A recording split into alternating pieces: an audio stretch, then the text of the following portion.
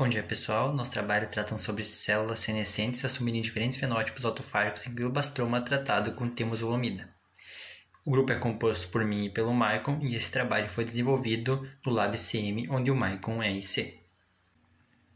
Assim, para compreender o que o trabalho propõe se realizar, primeiro é preciso compreender o que é a senescência. Bom, a nível celular, ela é um processo metabólico natural, que ocorre tanto em células do reino animal quanto do vegetal, e é um processo muito importante, pois, diferentemente da apoptose, mas também como ela, é capaz de regular o mecanismo de proliferação celular, de forma que um dano percebido, seja por exemplo no DNA ou a uma mitocôndria, fará com que, por meio desses mecanismos celulares, ela pare de se proliferar e assim opte por uma rota de ou regeneração, no qual a célula vai voltar a ter essa função normal, ou então aí seguirá para um caminho de apoptose. É por isso também um processo ativo e um processo controlado, tanto que quando a célula vai para um mecanismo de câncer, ela também está tendo um controle negativo para que ela vá para a senescência e assim não acarrete na formação de um tumor. Assim sendo, tendo-se compreendido a importância da senescência, pode-se também compreender como recentemente ela foi adicionada nos Hallmarks of Cancer, que seriam características promotoras e indutoras que favorecem a formação de um câncer. Por exemplo, tumor favorecido promovido por inflamação, a resistência à morte celular, entre outras características das quais, junto com a senescência, então, contribuem para a formação de um tumor. Também é uma característica das células senescentes, como vimos anteriormente, que elas são benéficas no curto prazo para o impedimento da formação de um tumor, porque ao impedir a proliferação do ciclo celular e a proliferação dessas células que têm algum dano, ela também está contribuindo para impedir a proliferação de um tumor. Contudo, no decorrer do tempo e com a proliferação da quantidade de células senescentes se acumulando naquele tecido, fatores as quais ela distribui no meio, as quais ela solta no meio, como IL-1, IL-6 e o SASP, tais fatores acumulados também são favoráveis à formação de um tumor, que daí também a longo prazo vai fazer com que o que ela combatia a curto prazo, que era a formação de um tumor, vai fazer com que no longo prazo favoreça essa característica indesejada. Bom, então já se aproximando do tópico e tema objetivo do trabalho, essa característica muito importante da senescência de ser adaptável a diferentes tipos de dano para a sua ativação, seja este um dano mitocondrial, um dano à erosão das telomerases, um dano à proteína ou ao próprio genoma, ela consegue ser ativada. E, estando ativada, outra característica importante é que a quimioterapia que causa dano excessivo também vai ativar isso. E, estando ativada, vai estar fazendo aquela característica de ou estar acumulando no longo prazo fatores favoráveis à formação de um tumor, ou a curto prazo impedindo essa formação, que é o funcionamento natural.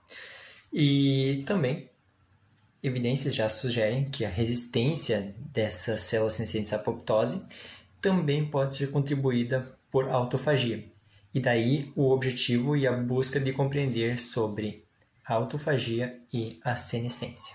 Assim, objetiva-se, como foi visto anteriormente na introdução, através da associação de quimioterapia gerar células senescentes, analisar a dinâmica dessas células senescentes, seja por tamanho, morfologia, e a interação depois dessa, em objetivos específicos, com a autofagia, seja ela concomitante a uma autofagia, seja pré-autofágica, pós-autofágica ou sem associação com a autofagia, conforme a característica da autofagia está associada a uma resistência à apoptose por parte dessas células. E essa resistência aumenta com que, por seu tamanho, liberando compostos pró-inflamatórios, contribua para a formação de um tumor.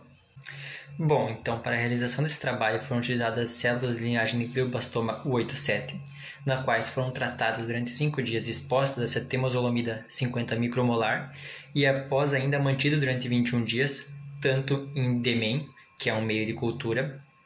Após isso, então, foram associadas elas ao GFP através de uma transdução lentiviral, na qual o LC3, que é um dos marcadores dessa senescência, foi associado ao GFP e assim podeu-se medir a autofagia na célula pela fluorescência e assim conseguiu-se a produção das imagens. Bom, então após a produção das imagens, elas foram separadas morfologicamente conforme o tamanho característico de uma célula senescente e também quantas características, seja ela de ter uma senescência pós-autofagia, pré-autofagia, concomitante à autofagia ou sem relação com a autofagia, conforme pode se visualizar pela imagem abaixo, e então foram marcadas cada uma com uma respectiva cor. Então, como o Gustavo estava explicando, as células foram separadas de acordo com a dinâmica fenotípica, abrangendo a morfologia e a autofagia. Aqui, vamos a uma das dinâmicas acompanhadas com manutenção da senescência sem autofagia, apresentando morfologia alargada de forma homogênea. Já nessa segunda dinâmica, onde a senescência foi concomitante à autofagia nas 12 horas, percebemos que as células apresentavam uma morfologia mais compacta, com prolongamentos. Outra dinâmica fenotípica foi a senescência pré-autofagia, onde as células apresentaram 5 autofagossomos, somente após 4 horas. Por fim, algumas células apresentaram ainda o fenótipo senescente de forma tímida, após a autofagia já estar ocorrendo em 0 horas.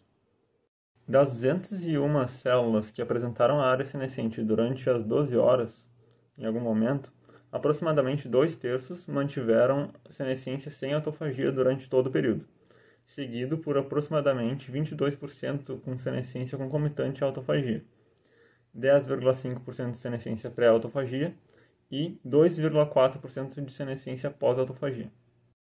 E como resultado, então, já temos a observação de duas morfologias extremamente distintas, como mostra na imagem. Uma no grupo sem autofagia, sem prolongamentos finos, e a outra com autofagia, acompanhada de prolongamentos finos. Então, os dois fenótipos que acabei de apresentar indicam que existem outras diferenças entre esses dois tipos de senescência, porque a alteração morfológica que a gente vê tende a ter uma função associada, justamente. E em relação aos dados gerados das 4 dinâmicas fenotípicas que eu apresentei anteriormente, é importante notar o número ínfimo de células que despertaram a senescência pós-autofagia, levando em conta também que a área era relativamente pequena das morfologias senescentes apresentadas. E, portanto, esses dados preliminares do trabalho apontam que existem fenótipos distintos de senescência, sendo 2 deles já acompanhados pela presença ou não da autofagia. Além disso, a análise das dinâmicas senescentes observadas servem de evidência para a tese de que ela é despertada juntamente com a autofagia e não depois, e também reforça o papel da autofagia como tentativa de restauração diante do dano sofrido, sendo a senescência não autofágica, aquela bem grande, somente atuante após a falha na tentativa da eliminação das organelas danificadas pela quimioterapia. E a finalidade disso seria de evitar a propagação das alterações. Próximos passos. Então, alguns deles visam gerar robustez, porque observamos aqui, confirmando a senescência por P16 e Sabetagal, por exemplo, que são marcadores para senescência, né? Outro seria acompanhar por mais tempo as células e entender o efeito do tratamento que foi feito, através do uso de um controle não tratado, sem temozolomida, no caso, justamente porque boa parte do que observamos ela poderia ser normal em populações sem tratamento. E também entender como funcionaria a dinâmica senescente caso ela fosse inibida com rapamicina depois do dano ser induzido por temozolomida. E, por fim, diversificar a análise dos demais fenótipos que podem estar alterados, né, através da morfometria nuclear, da movimentação na placa que a célula mesmo faria e marcadores de sobrevivência que ela poderia estar expressando. Os agradecimentos vão para o grupo LabCM, né, que colaborou diretamente e participou da geração dos dados, o grupo do LabSinal, com quem compartilhamos equipamentos, insumos e alguns protocolos utilizados, e a URGS e a Hospital de Clínicas, onde foram realizados todos os procedimentos. E essas foram nossas referências. Muito obrigado.